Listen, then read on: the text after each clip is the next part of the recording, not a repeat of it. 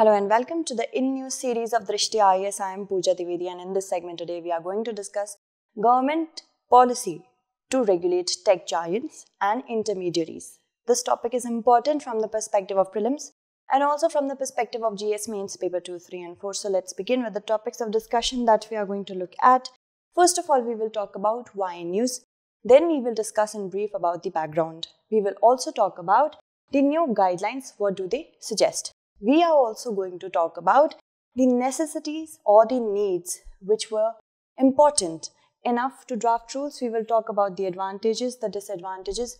We are also going to talk about the way forward, and in the last of the segment, I am going to give you a mains-based question for answer writing practice. So let's begin with why in news. Now, the government has finally come out with draft rules in order to make intermediaries accountable for abuse and misuse of online platform. It suggests a soft touch oversight architecture for the OTT platforms, for the social media, and also for digital news portals. Now, let's talk in brief about the entire background. So, the government has cited the 2018 Supreme Court order, the 2019 Supreme Court order, as well as the various parliamentary debates. But if we talk about the boosting of this entire draft rules, why were they boosted up? The government was drafting these rules since the last 3 years. But in order to see the recent events, we will of course talk about the embroilment of the government and Twitter when it came to getting rid of certain Twitter accounts related to farmers' protest.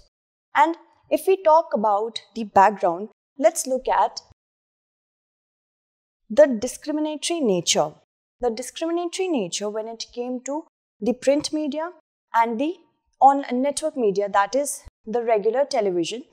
So the print media and electronic media, these both are regulated by certain rules and regulations, and they have an overarching oversight. Print media is regulated by Press Council of India. And if we talk about electronic media, they are regulated under Cable Television Network rules of 1994 and 95. So both these medias had their overarching oversight, but the online platforms and the digital media, digital news platforms and portals didn't. So that is why this was asked for. And in 2018, a 10-member committee was formed. Now, this committee had secretaries of Departments of Home, Legal Affairs, Electronic and Information Technology, and Industrial Policy and Promotion. Now, it also included, if we talk about, now if you want to see, you can look at this paper. This paper was given by the Ministry of Information and Broadcasting, and it also consisted the CEO of my government, the representatives of the Press Council of India, and also the representatives of the News Broadcasters Association. So, because of the issuance of this order, a 10-member committee was formed, and this particular committee, this had a proper mandate. What did its mandate were? What were its mandate? First, to bring online information dissemination under some kind of regulation, and also to propose a policy for foreign direct investment in India in this media, to look at international best practices on such existing regulatory mechanism. Right. So if we talk about the proliferation of OTT platforms, they have increased because of the lockdown especially, and they are easily accessible. That is why it has been found that we need a proper regulatory oversight. Now, the rules that have been notified, these rules are notified under the IT Act, Information Technology Act of 2000, but the administrative control lies with the Ministry of Information and Broadcasting. Also, in October 2019, a Supreme Court bench was there, and it issued notice to the central government, the Ministry of Information Broadcasting, and Internet and Mobile Association of India, because many OTT platforms were in agreement with this particular association in order to regulate the content. And the Supreme Court order said that we definitely need an oversight which is regulatory in nature. This could be done by a formation of an association, by rules, by a board. Alright? And the Information and Broadcasting Ministry. Now in July 2020, they had proposed bringing under its purview the content being streamed on several over-the-top platforms. Now what are over-the-top platforms? These are platforms that is available on the internet and they can be accessible to any person bypassing the conventional cable networking like Netflix, YouTube and Amazon Prime, Woot, right? Also, if we talk about the current law, now Information and Technology Act, this particular act has certain rules, but they act as a deterrent. They are not offensive in nature but defensive in nature.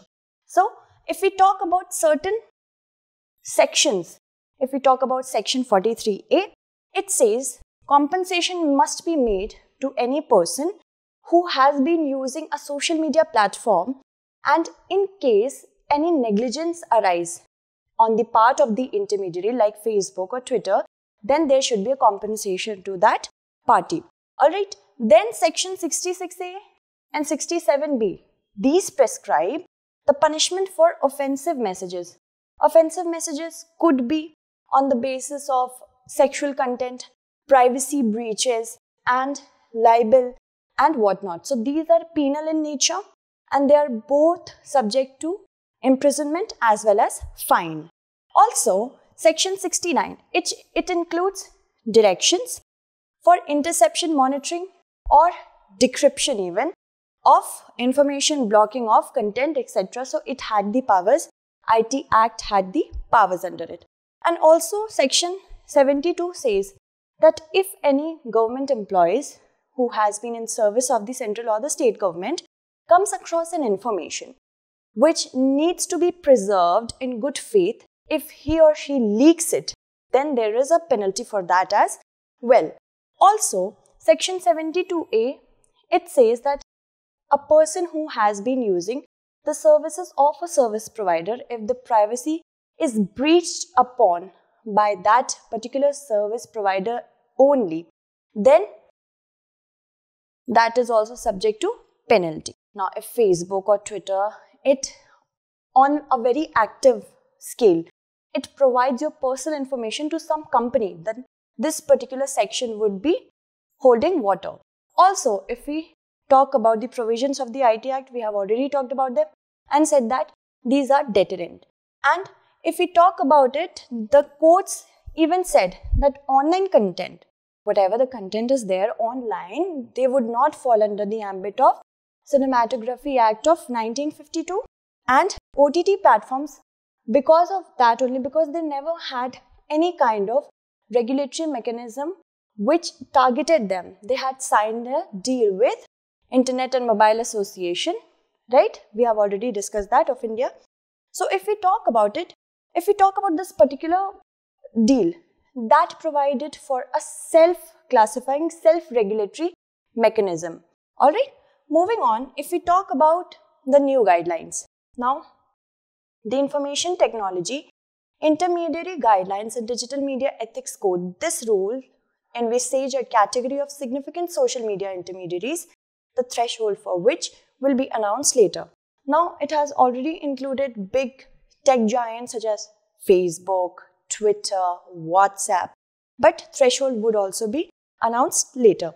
More could be included. Its aim is to empower the ordinary citizens of a country, of our country, to seek redressal in case of privacy, if in case their privacy gets breached and they are disgruntled, they are aggrieved, so grievance redressal mechanism should also be there, right? And this could be seen, of course, because of the Data Protection Bill. It is still a bill, it has not yet become an act. We could see that government is bit by bit moving in the right direction to make it an act, because data is the future of the world right now. Now, if we talk about for social medias, there are certain categories. I have taken this picture from the Indian Express, and there are certain categories. We will discuss them one by one. Alright, so if we talk about the social media, Now, for the social media platforms, the rule has laid 10 categories of content that should not be posted on social media. And the social media should actively have an oversight on these content and take them down within 36 hours. So, if we see, I have highlighted certain points. So, these include content that threaten the unity, integrity, defense, security or sovereignty of India, friendly relations with foreign states, public order, causes incitement to the commitment of any cognizable offense or any offense or is insulting any foreign state, also breaches its pedophilic, invasive of another's privacy, also breaches bodily privacy, insulting or harassing on the basis of gender, libelous, which is racially or even ethnically objectionable, relating or encouraging money laundering or gambling, otherwise inconsistent with or contrary to the laws of India. So, these were certain sort of contents which need to be taken down within 36 hours, and of course, we will discuss about more very important provisions later. And it also said that grievance, if we talk about this act, this rule, beg your pardon, this is first and foremost, grievance redress is the most important feature of this particular rule. So, it says that under this, the intermediaries have to appoint grievance officer. There should be a grievance officer who needs to acknowledge the complaint within 15 days. Within 15 days as in acknowledge the complaint within 24 hours of reporting and then solve that complaint within 15 days. And also in addition to it, a resident grievance officer should be there. Now this resident grievance officer should have an Indian passport. In addition to him, there should be him or her, there should be a chief compliance officer. Chief compliance officer. Now chief compliance officer needs to make sure that all the rules that are under the IT Act, they should be followed by different intermediaries. Also, a 24/7 nodal officer should be presented. That means round the clock, and he or she should coordinate with the different law agencies of India under the IT Act rules. Alright.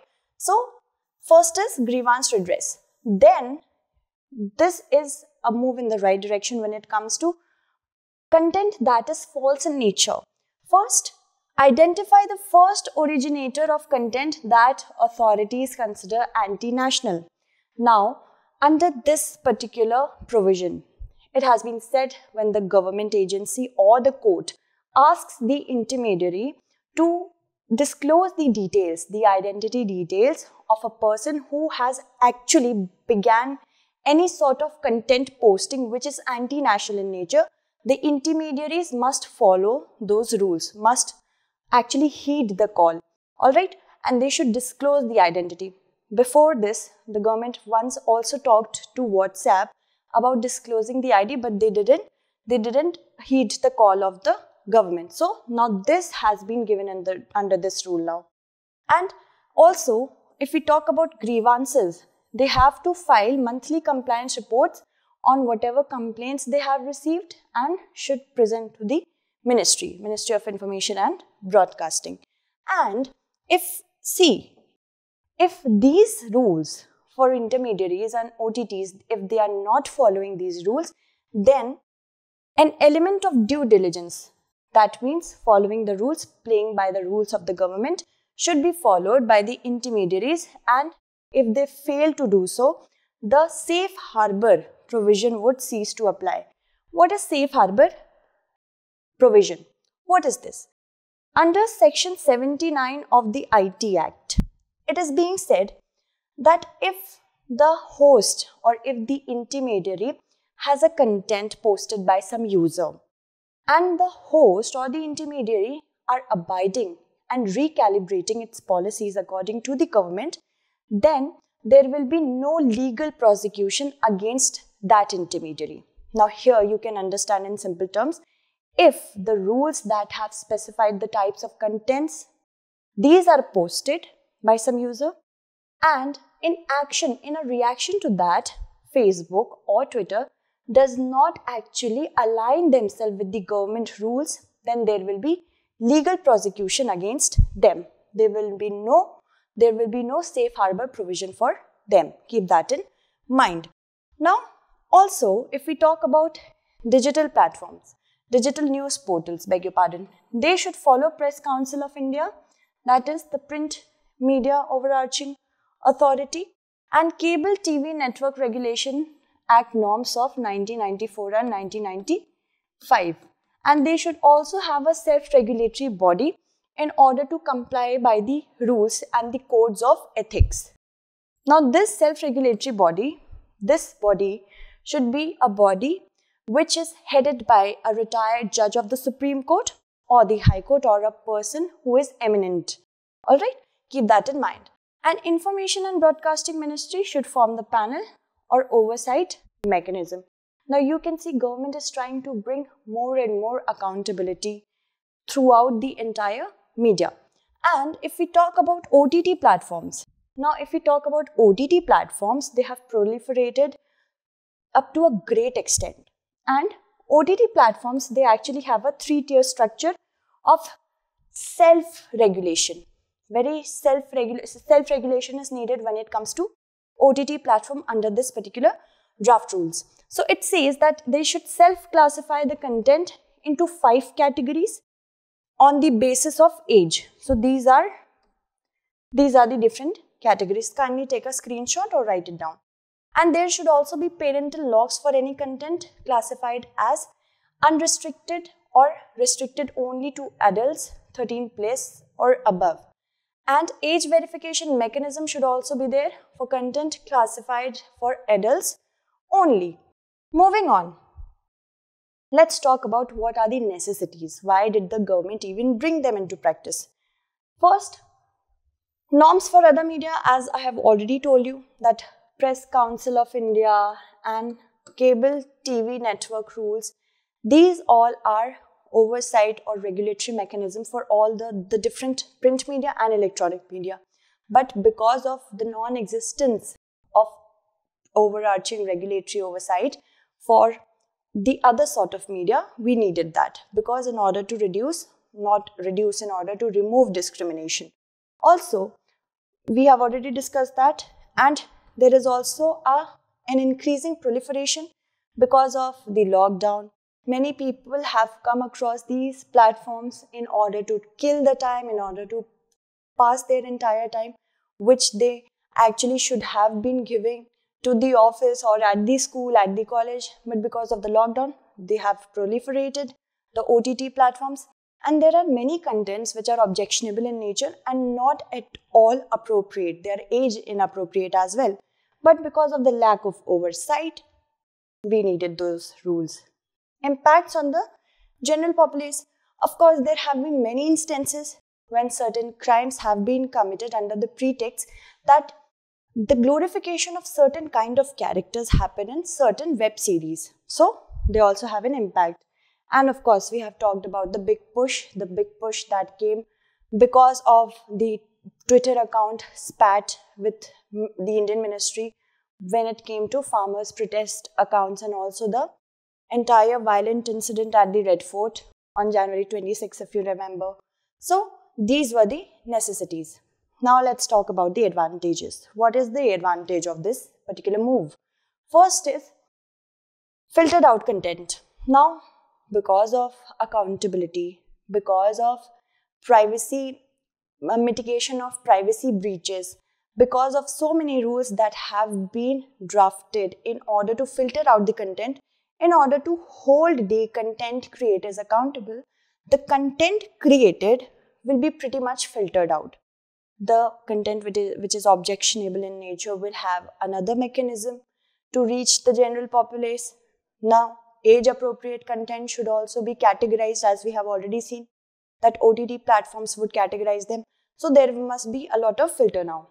Age-appropriate and sensitive creation. The creators, in order to increase popularity, they generally tend to not play by the rules. Not play by the rules when it comes to ethics and of course law and order. So that is also necessary that now age appropriate content would be provided to the particular age and sensitive creation should also be there. Accountability, of course. Now, because of the mechanism when it comes to grievance redressal, accountability would also increase. Now, if that happens in practice, not only on paper, then only this is an advantage. Also, demographic inclination sensor. Now, government would be able to tap what kind of content is being consumed by what age, and then a mosaic could be created in order to see that that particular content or the demography is inclined towards which content, right? So this is a measurement of psychology. Also, if we talk about the disadvantages, first is digital hegemony. Government, if brings everything into a centralized manner, there will be a hegemony or a monopoly, and the conventional media that comes under the central government, the same treatment would be given to the other media as well. Also, there could be a curb on freedom of expression. It will definitely have an impact when it comes to creation. It will kill basically any sort of creativity, and if that creativity is actually good but not in line with the subjection of the government, what the government wants the public to see, definitely that will act as an intrusion. If you know which article I'm talking about, Article 19, freedom to express, this would be intruded upon or breached upon. Also, hinder the flow of information. If the government, in order to maintain law and order, will have a blockage on certain sort of information that needs to reach the public, which is true in nature, then also this wouldn't be correct. It would be a fall of democracy. Also, overriding rules. There are so many rules. Like under the IT Act, we already have a set of rules. They are defensive in nature, a deterrent, but not offensive. But still there are rules. And many rules are there. Or agreements that have been signed, as we have discussed. So there are many rules now. Now let's see if the government is able to bring them into a coordinated manner. I hope this disadvantage becomes an advantage. Moving on to the mains-based question. Now, moving on to the way forward. Way forward says we need to preserve free speech. Not only we need to keep in mind that yes, certain content are not age appropriate, or certain content they do have an impact on the law and order of a country, but we need to be careful when it comes to free speech. We should also find grey areas where required. Grey areas in the sense, a place where we can actually balance in a grey area, that what is correct and what is incorrect, try to bring them at one place and then balance them out. Alright? Consultation between different stakeholders, all the stakeholders, the intermediaries, the digital news portals, the online portals, OTT, everyone should come at one place and try to negotiate on the draft rules. Then only a proper draft rule could be made and then it could be followed. Moving on, let's talk about the mains-based question, which says big techs such as Facebook, Google and Twitter are facing an unprecedented challenge around the globe in the light of recent developments. Discuss in detail. Now, here you could of course talk about from the Indian perspective, but as this question is targeting around the globe. The Australia spat with Facebook. We can also talk here about the deplatforming of Donald J. Trump's account on Twitter. So you could write it from that perspective. That's it for today. Tomorrow we shall meet again with another segment. Until then, stay updated and thank you so much for watching.